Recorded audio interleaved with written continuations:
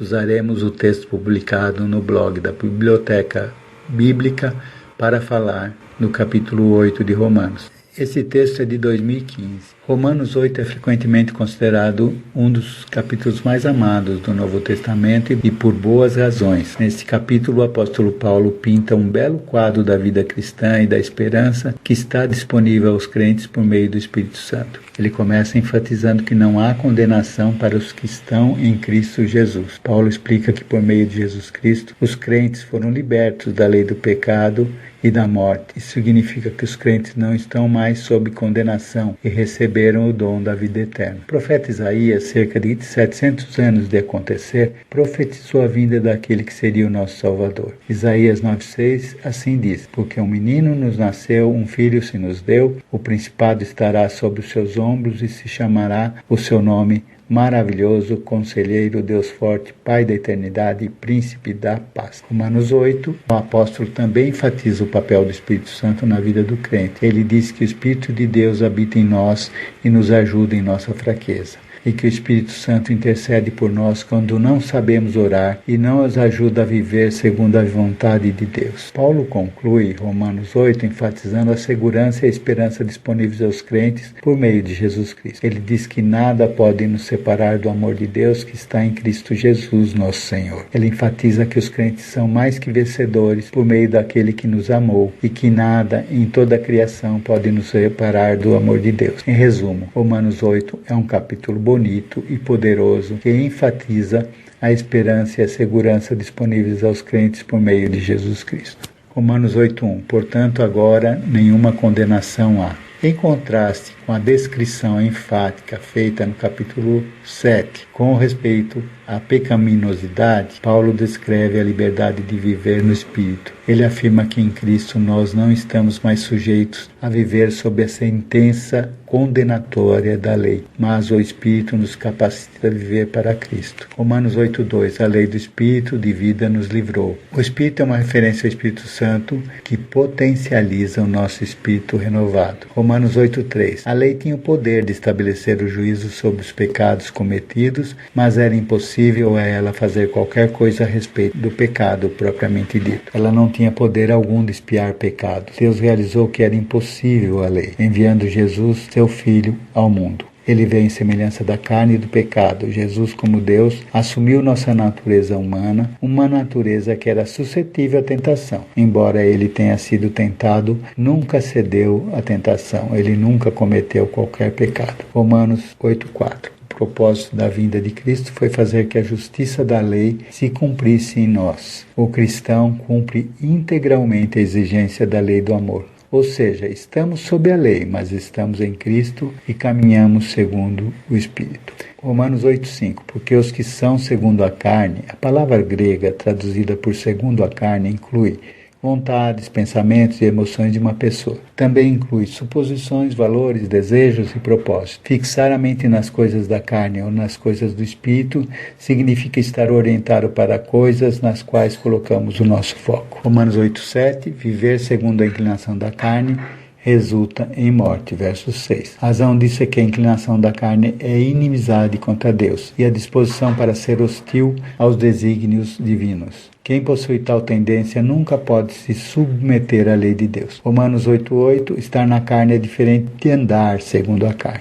Estar na carne significa ser um não regenerado, ou ser um pecador. As pessoas nessas condições não podem agradar a Deus. Romanos 8:9, os cristãos já não vivem em conformidade com a carne, sob o controle da sua natureza humana pecadora. Em vez disso, por terem o Espírito habitando neles e os capacitando, eles podem viver de uma forma que agrade a Deus. Romanos 8:10, estar morto por causa do pecado. Não é uma alusão à morte física, mas ao corpo desta morte, mencionado em Romanos 7:24. O problema que Paulo está tratando nessa passagem é como o corpo morto, ou seja, onde habita o pecado, pode ser transformado em um veículo que que expressa a vida de Deus, ele diz: o corpo está morto por causa do pecado, mas o espírito vive por causa da justiça. Romanos 8:11, a solução para o problema da carne é o Espírito Santo. Ele vivificará o vosso corpo mortal. Ter uma mente espiritual significa superar a morte do corpo e receber a vida e a paz. Romanos 8:12 e 13, se viverdes segundo a carne, morrereis. A morte descrita aqui não é de natureza física, porque aqueles que vivem segundo o Espírito morrem apenas fisicamente. É uma alusão à experiência daqueles que vivem uma vida apartada de Deus. Se pelo Espírito mortificardes, caminhando de acordo com o Espírito, verso 4, e tendo uma inclinação espiritual, verso 6, o cristão pode mortificar as ações pecadoras e pode viver para Deus. 8:14, todos que são guiados pelo Espírito de Deus. Ser guiado é o mesmo que caminhar em conformidade com o Espírito Santo. Caminhar significa a participação ativa e o esforço do cristão. Ser conduzido sublinha o lado passivo, a dependência submissa de cada cristão ao Espírito. Esses são filhos de Deus. Aqueles que são conduzidos pelo Espírito são os filhos de Deus. E o Deus soberano, por sua vez, é o seu Pai. 2 Coríntios 6:18. Romanos 8:15. Os cristãos são filhos de Deus porque eles receberam o Espírito de adoção. Na Roma Antiga, um filho adotado possuía todos os direitos de um filho nascido na família. Os cristãos foram adotados na família de Deus, o que os faz receber uma herança eterna. Romanos 8:16, uma indicação adicional de que os cristãos são filhos dirigidos por Deus está no fato de que o Espírito Santo testifica com o seu espírito quanto a essa realidade espiritual. Quando em oração os cristãos clamam ao Pai em oração, verso 15, o Espírito Santo intercede por eles, verso 26. Romanos 8:17, herdeiros. Todos os filhos de Deus têm uma herança baseada na sua relação com Deus. Herança de natureza incorruptível e imaculada, reservada no céu. 1 de Pedro 1:4. A herança dos filhos de Deus inclui uma expectativa de vida eterna. Tito 3:4-7. Como herdeiros de Deus e co-herdeiros de Cristo, os filhos de Deus compartilham agora dos sofrimentos de Jesus. Filipenses 3:10. E no futuro compartilharão também da sua glória. Filipenses 3:11-14. Romanos 8:18. As aflições do presente são leves quando comparadas com a glória que há de vir. Paulo chama os sofrimentos que passamos nessa vida de leve e momentânea tribulação, quando comparados ao peso eterno de excelente glória, segundo Coríntios 4:17. O plano de compensação divina é tal que aquele que suporta os sofrimentos receberá 100 vezes tanto e herdará a vida eterna. Mateus 19:29.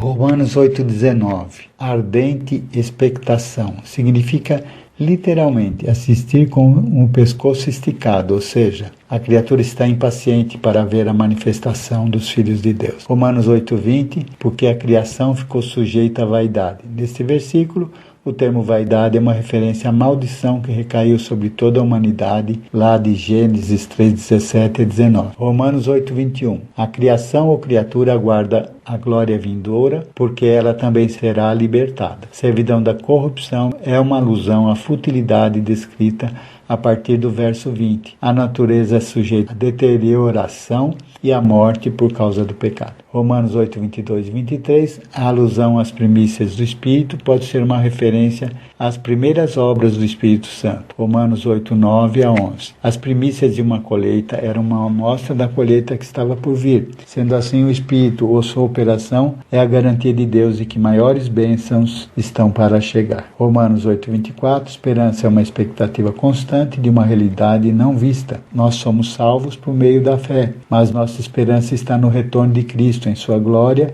e na sua completa libertação da natureza pecadora. Romanos 8:25, se nós estamos esperando algo que não vimos, nós fazemos isso com paciência. Quer dizer, nós estamos dispostos a suportar o presente. Romanos 8:26, há outras coisas que podem ser incluídas no conceito de fraquezas, mas nesse texto a referência primária é a nossa ignorância. O contraste oferecido por Paulo nesse versículo está entre a nossa inabilidade de saber orar e as orações efetivas feitas pelo Espírito por nós ou em nosso favor. A ênfase está em que o Espírito ora por nós quando somos incapazes de orar. Ele intercede junto por nós diante do trono de Deus. 1 de João 2:1. Mas a intercessão do Espírito se dá por gemidos inexprimíveis, de forma que ela está no campo daquilo que não está expresso ou daquilo que não é dito. Nenhum idioma é mencionado aqui, apenas os gemidos do Espírito. Romanos 8:27 e 28. Como filhos de Deus, nós nem sempre sabemos pelo que orar, ou como podemos orar melhor. Verso 26. Podemos saber, porém, que quando oramos por desígnio do próprio Deus,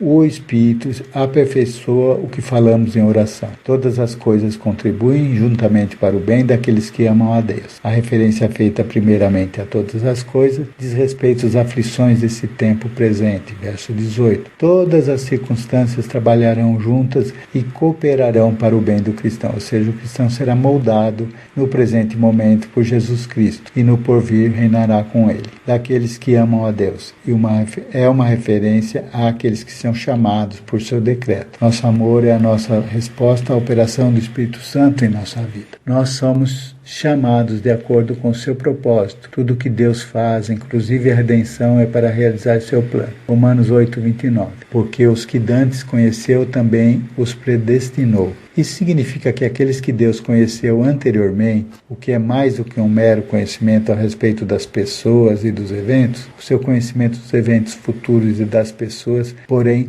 não determina a sua escolha. 1 de Pedro 1:2. Pelo contrário, Deus escolheu os que seriam salvos a partir de sua própria vontade e a partir de seu próprio propósito. Somente Deus salva. As pessoas nunca ganharão a salvação mediante o exercício de quaisquer obras. Romanos 8:30, Deus não só conheceu de antemão e predestinou os cristãos, verso 19, mas também os chamou os cristãos para pregar a mensagem do Evangelho, segundo Tessalonicenses 2:14. Porém, essa não é a chamada geral do Evangelho a todas as pessoas. Se fosse, nós seríamos forçados a aceitar a visão de que todo mundo será salvo. Em vez disso, esses que são chamados por Deus foram de antemão conhecidos, predestinados, Deus os justificou. Essa vocação é uma referência ao trabalho do Espírito no interior do coração dos eleitos de Deus, fazendo-os ter a convicção em Cristo. Atos 16:14. Ser justificado significa ser declarado íntegro. Finalmente, Deus os glorificou. Embora a glorificação esteja no futuro,